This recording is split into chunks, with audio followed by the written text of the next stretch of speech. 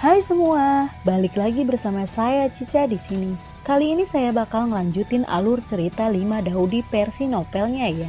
Dan semoga kalian suka. Oke, tanpa banyak basa-basi, yuk kita simak alur ceritanya.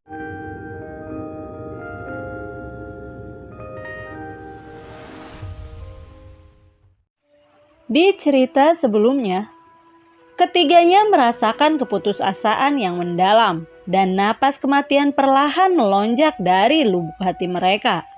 Mereka bertiga ingin mengambil batu giok, tetapi pada saat ini mereka terkejut menemukan bahwa karena petir yang kuat membuat tangan dan kaki mereka mati rasa.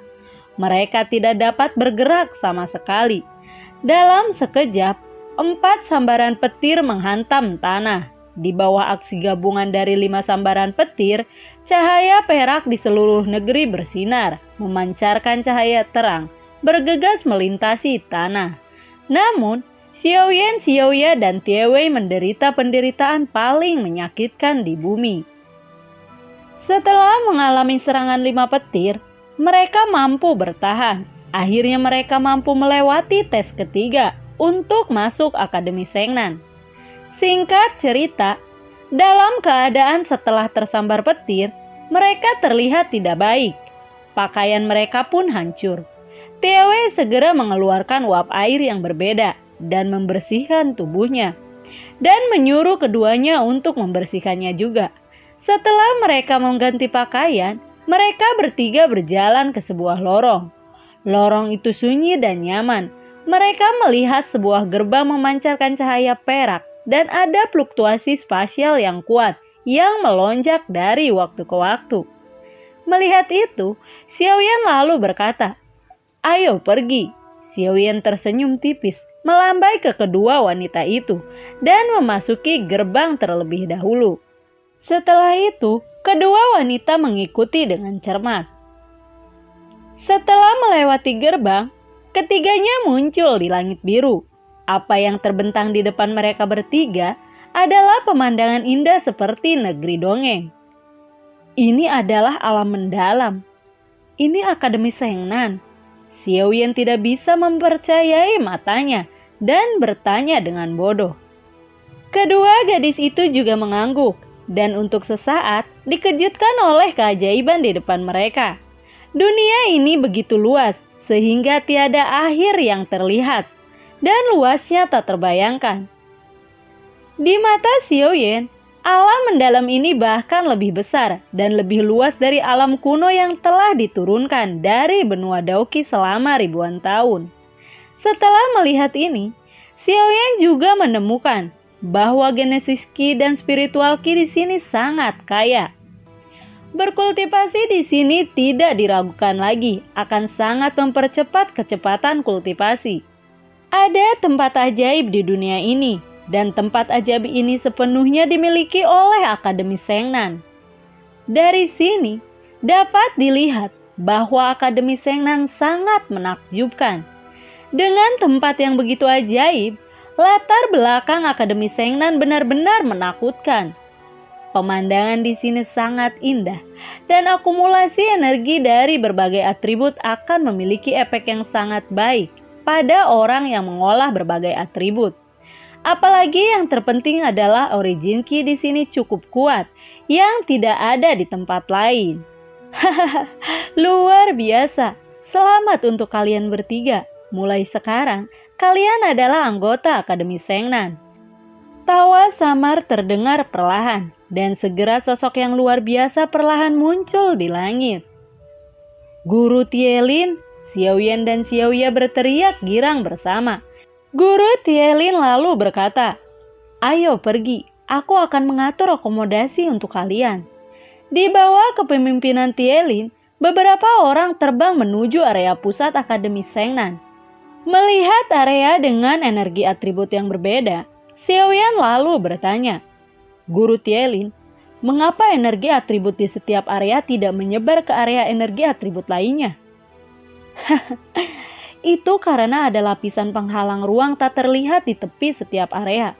Penghalang ruang ini dapat menghalangi aliran energi, tetapi orang secara alami dapat melewati penghalang ruang. Tielin menjelaskan sambil tersenyum. Setelah terbang lama, Tielin dan keempatnya akhirnya mendarat di jalan pegunungan di area tengah.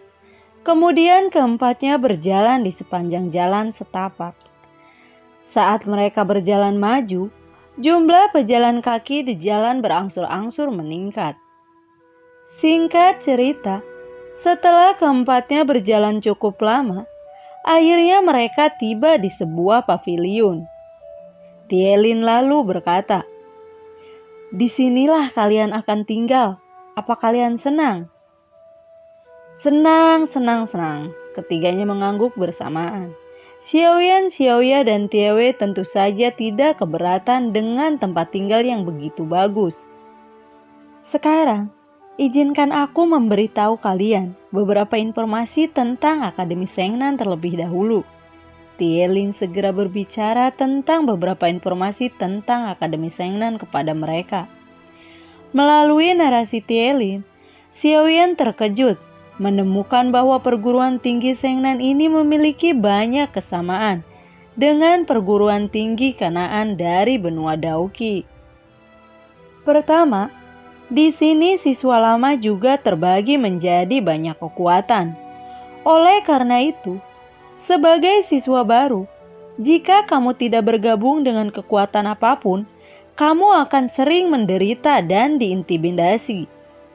Perkelahian dapat diizinkan di akademi, tetapi tidak ada nyawa yang bisa dibunuh dan bisa dapat berlatih dengan bebas. Adapun metode kultivasi, umumnya ada dua cara. Yang pertama adalah berlatih di area atribut seseorang. Jika kamu berlatih di area atribut, kecepatan kultivasi akan sangat meningkat. Tingkat kultivasi yang lebih tinggi adalah berlatih di pagoda Tongxian. Namun, berkultivasi di pagoda Tongxian membutuhkan batu roh sumber. Dalam pandangan Xiaoyan, pagoda Tongxian ini sangat mirip dengan pagoda Tianfen Qi di kolase Kanaan benua Dauqi.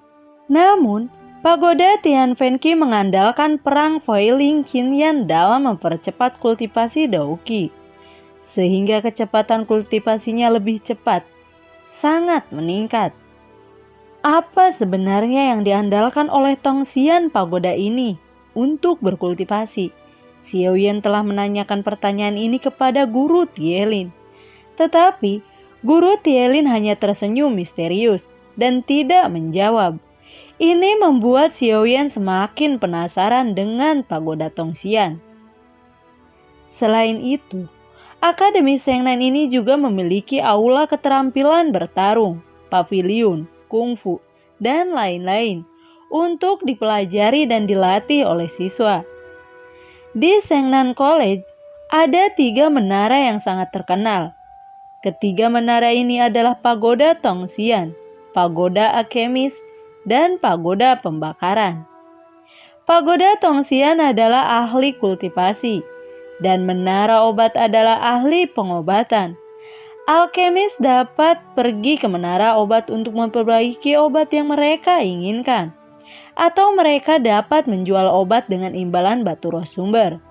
Dan menara yang terbakar ini adalah area terlarang dari Akademi Sengnan. Tidak ada yang bisa memasukinya. Jika tidak, maka akan dihukum berat. Di Akademi Sengnan ada 3 poin terpenting yang tidak boleh dilakukan oleh para siswa. Poin pertama, berkelahi diperbolehkan di akademi, tetapi sekali tidak diperbolehkan membunuh orang. Kedua, sama sekali tidak diperbolehkan untuk melecehkan penduduk asli alam mendalam, apalagi menyakiti penduduk asli. Ketiga, kamu tidak boleh memasuki menara yang terbakar. Tidak ada yang bisa melanggar 3 poin ini. Jika tidak, mereka akan dihukum berat. Ini adalah profil dasar dari Sengnan College. Setelah selesai berbicara tentang beberapa situasi di Akademi Sengnan, Tielin segera melambaikan tangannya, lalu berbalik dan berjalan keluar pintu. secara bertahap meninggalkan Xiaoyan dan yang lainnya. Setelah Tielin pergi, Xiaoyan, Xiaoya, dan Tiewei segera bubar, masing-masing mencari kamar sendiri. Ketika beberapa orang membersihkan kamar mereka, malam pun tiba dengan tenang. Xiaoyan merasa aneh. Bagaimana mungkin ada malam yang gelap di alam yang dalam ini? Xiaoyan meninggalkan ruangan dan datang ke halaman. Melihat langit yang penuh bintang. Malam itu sangat sunyi. Xiaoyan teringat kepada dua wanita yang dicintainya. Xun-er, Sailin, kemana kalian pergi? Xiaoyan bergumam pada dirinya sendiri. Air matanya sudah berlinang. Kemana mereka pergi? Kaoru, apakah mereka hidup atau mati? Selama bertahun-tahun, dia telah mencari keberadaan Xun-er, Sailin, dan yang lainnya di benua Qi Asal. Tetapi, dia belum mendapatkan apapun. Mungkin mereka sama sekali tidak berada di benua Qi Asal. Xiaoyan mempunyai firasat bahwa ketika dia kembali ke Daodi, dia akan bisa melihat Xun-er. Oleh karena itu, prioritas utama Xiaoyan sekarang adalah meningkatkan kekuatannya. Tepat saat Xiaoyan memikirkan itu, suara manis datang dari belakang. Xiaoyan, kamu di sini? Xiaoyan lalu menoleh dan bertanya, Xiaoya, kenapa kamu belum tidur selarut ini? Kenapa kamu juga belum tidur? Apakah kamu baru saja menangis? Ucap Xiaoya. Tidak, aku tidak apa-apa. Bagaimana aku bisa menangis? Xiaoyan dengan cepat membalas dengan rasa malu di pipinya. Xiaoyan, apakah kamu rindu rumah? Xiaoya bertanya. Ya, aku memang rindu rumah, ucap dari Xiaoyan dan menghela napas untuk waktu yang lama. Aku juga rindu rumah. Xiaoya juga menghela napas dengan sedih. Lalu Xiaoyan bertanya, di mana rumahmu? Keluargaku berada di negara Dali di barat daya Tang, ucap dari Xiaoya. Ketika dia mendengar kata Tang, hawa dingin dan niat membunuh melintas di matanya. Baiklah, ketika kita lulus dari akademi, kita akan kembali bersama, ucap dari Xiaoyan. Mendengar itu, Xiaoya merasa senang. Singkat cerita, mereka berdua kembali ke kamar. Xiaoyan duduk bersila dengan tangan dalam kultivasi dan segera memasuki kondisi kultivasi. Setelah berlatih beberapa waktu, Xiaoyan perlahan bangun dari kultivasi dan menghela napas panjang. Dia merasa segar dan energik. Tiba-tiba, dia teringat bahwa dia tidak memasuki dunia batin untuk sementara waktu. Xiaoyan segera membuka dunia batin dan berjalan masuk. Tolong, tolong! Begitu Xiaoyan memasuki dunia batin, tiba-tiba sebuah teriakan datang dari dunia batinnya. Xiaoyan berpikir, Xiao Bailong dan Linglong pasti bertengkar lagi. Xiao Bailong, apa yang mengejarmu? Ucap dari Xiaoyan. Melihat kedatangan Xiaoyan, Xiao Bailong sangat gembira. Dia bergegas ke sisi Xiaoyan dan kemudian bersembunyi di belakang Xiaoyan. Xiaoyan, seseorang akan membunuhku, ucap dari Xiao Bailong. Bailong kecil, apakah kamu bertarung dengan Linglong lagi? Tidak, itu bukan dia. Tapi itu wanita cantik yang sangat cantik. Selain kamu dan Linglong, tidak ada orang lain di sini. Xiaoyan melirik dunia batinnya. Itu benar. Aku tidak pernah berbohong, ucap dari Xiao Bailong. Ada apa sebenarnya? Xiaoyan bertanya lagi. Hari ini, aku tidur di bawah pohon bodi kuno. Ketika aku membuka mata, aku melihat seorang wanita cantik tampak seperti peri duduk di depanku. Dan aku menyambutnya. Siapa yang tahu wanita cantik itu marah dan bertanya kamu di mana. Aku pun kembali memarahinya. Aku tidak tahu bahwa dia akan marah dan membunuhku. Ketika dia mengangkat pedang, untungnya aku bisa berlari cepat. Jika tidak, aku akan dibunuh oleh wanita itu, ucap dari Xiao Bailong. Xiao Yan lalu bertanya, di mana wanita itu sekarang? Aku tidak tahu, dia mengejarku untuk membunuh sebelum kamu datang. Setelah kamu masuk, wanita itu menghilang, jawab Xiao Bailong. Hati-hati! Pada saat ini, Xiao Yan tiba-tiba berteriak. Cahaya putih terang dan energi pedang keluar dari udara tipis. Dan kemudian dengan cepat menebas ke arah tempat Xiao Yan berdiri. Sreng! Sreng! Suara keras energi pedang yang bersinar itu menebas ke tanah. Cahaya putih terang menyebar ke sekeliling. Dan ada lubang besar di tanah. Xiao Yan mengangkat kepalanya dan melihat ke langit di atas. Xiao Yan melihat bayangan putih perlahan muncul. Long Jingxuan. Melihat bayangan yang indah itu, Xiao Yan terkejut. Orang itu ternyata adalah Long Jingxuan. Sebelumnya, dia terjebak di dunia batin Xiao Yan. Tanpa diduga, secara kebetulan, dia benar-benar memasuki pohon Bodhi kuno dan melewati siklus 100 generasi. Sekarang sepertinya dia telah menyelesaikan reinkarnasi dari 100 generasi. Kata-kata dingin perlahan keluar dari mulut Long Jingxuan. Xiao Yan, matilah kamu. Segera setelah teriakan itu jatuh, Long Jingxuan menebas telapak tangannya ke arah Xiao Yan. Aura pedang bawaan. Xiao Yan terkejut. Aura pedang itu tampaknya sama dari aura pedang biasa.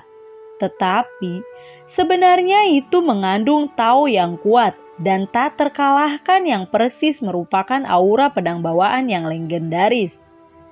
Legenda mengatakan bahwa seorang kultivator yang berkultivasi ke tingkat tertentu dapat menghancurkan energi pedang bawaan. Jenis aura pedang bawaan ini sangat kuat dan sangat mematikan.